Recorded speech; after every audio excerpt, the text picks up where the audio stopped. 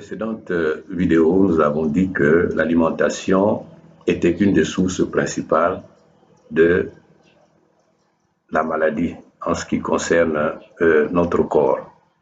Alors, on va comprendre dans cette vidéo le sens de cette affirmation-là. En fait, d'emblée, il faut dire que l'alimentation occasionne 3 problèmes au niveau du corps. Le premier problème, c'est celui des déchets, la production des déchets. Le deuxième problème, c'est celui de l'acidification du corps.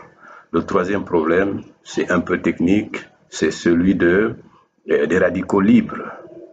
Alors, on va essayer de voir chacun des problèmes.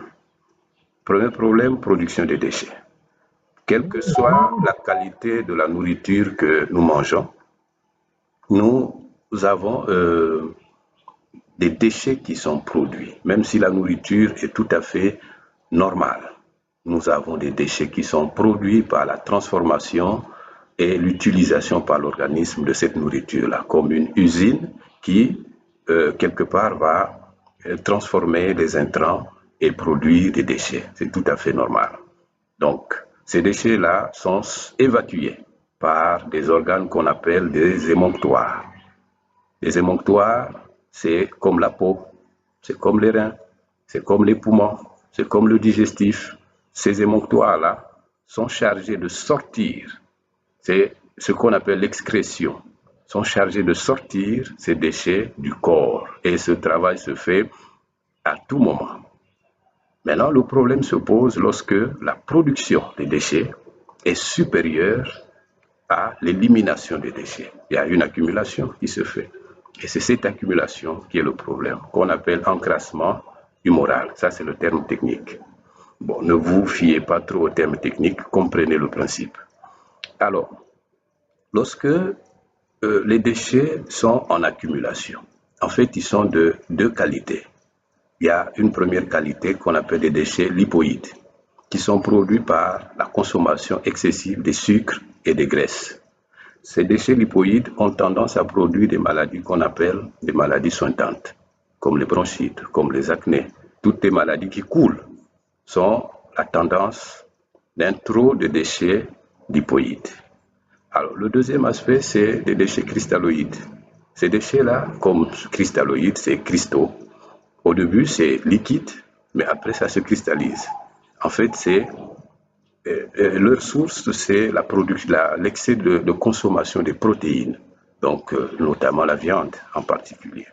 Alors, lorsque nous avons ces déchets cristalloïdes-là, ils ont la tendance de produire des maladies dites douloureuses, localisées. Ça peut être au niveau de l'articulation, c'est ça la goutte. Ça peut être au niveau des reins, c'est ça les calculs rénaux. Ça peut être au niveau de la vésicule biliaire, des voies biliaires. C'est ça aussi les calculs biliaires. Alors, lorsque nous avons cette situation-là, évidemment, c'est une source de maladie. Le travail va consister, et c'est ce qu'on va voir dans la suite de nos développements, le travail va consister à évacuer, à apprendre à évacuer intentionnellement, à renforcer l'élimination intentionnellement. Alors, le deuxième problème, nous avons dit que c'est l'acidification. L'acidification, lorsque le milieu est acidifié, il est problématique. Il crée des problèmes de santé majeurs. Alors, d'où est-ce que vient cette acidification-là? L'acidification vient du fait que les aliments que nous consommons ont 2 tendances. Soit ils sont acidifiants, soit ils sont alcalinisants.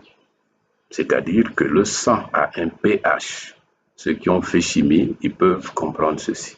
Le sang a un pH. Le pH du sang est situé dans l'intervalle de 7,36 et 7,42. Quand le pH augmente, le milieu est alcalin. C'est ça qui est un peu rare, très rare que le milieu soit alcalin. La plupart du temps, et à 90% des gens que j'ai vus, le pH est faible, c'est-à-dire le milieu est acide, parce que notre consommation actuelle est essentiellement acide. Et donc nous devons comprendre cela et savoir jongler avec les aliments. nous avons un papier pH qui nous permet, avec les urines, d'apprécier si nous sommes acidifiés ou pas. Et donc, lorsqu'on sait qu'on est acidifié, il y a des aliments qu'on doit manger. Et comme j'ai dit tantôt, ce sont ces thèmes-là que je suis en train de soulever, qu'on doit approfondir parce qu'ils sont fondamentaux par rapport à notre santé. Donc, le troisième problème que j'ai dit, c'est les radicaux libres. Bon, les radicaux libres, c'est un peu technique, comme j'ai dit, mais c'est des substances qui sont dangereuses, très dangereuses. En contact avec les organes, ces substances-là fragilisent les organes. On ne va pas trop développer en termes de compréhension des radicaux libres, mais on va plutôt parler de comment lutter contre ces radicaux libres-là. Avec quel aliment on peut lutter contre ces radicaux libres? Donc voilà ce qu'on a dit. La nourriture peut être un problème. Vraiment, ce n'est pas un problème parce que nous sommes faits pour manger. C'est une fonction de base. Mais cette fonction-là est aussi à un certain niveau problématique lorsque, effectivement, il se trouve que ce que je viens de citer apparaît. La production des déchets, techniquement on dit encrassement humoral, l'acidification du milieu, ça veut dire que le milieu devient dangereux, difficile pour les organes, la production des radicaux libres. Et donc, c'est cela. Je voulais donc, pour terminer, signifier que la question de la nourriture est au centre de tout. L'avantage sur la nourriture, c'est que nous pouvons avoir le contrôle de ce que nous mangeons. Et c'est cela qui est utile à savoir. Nous avons le contrôle, ou nous devons avoir le contrôle. Lorsque une communauté ou un peuple mange ce qu'il ne produit pas, alors ça pose problème. Lorsque nous mangeons des choses qui sont importées, des choses qui viennent de loin, d'ailleurs, nous n'avons aucune maîtrise sur le contenu et la qualité de ce que nous mangeons. Et donc, nous risquons beaucoup de choses. Parce qu'aujourd'hui, nous sommes dans un monde qui est dirigé par le profit. Les gens produisent, les gens font ce qu'ils font, mais ce n'est pas forcément pour faire du bien. Au nom du profit, on va mettre sur le marché toute forme de produits et nous sommes versés dans ces produits-là.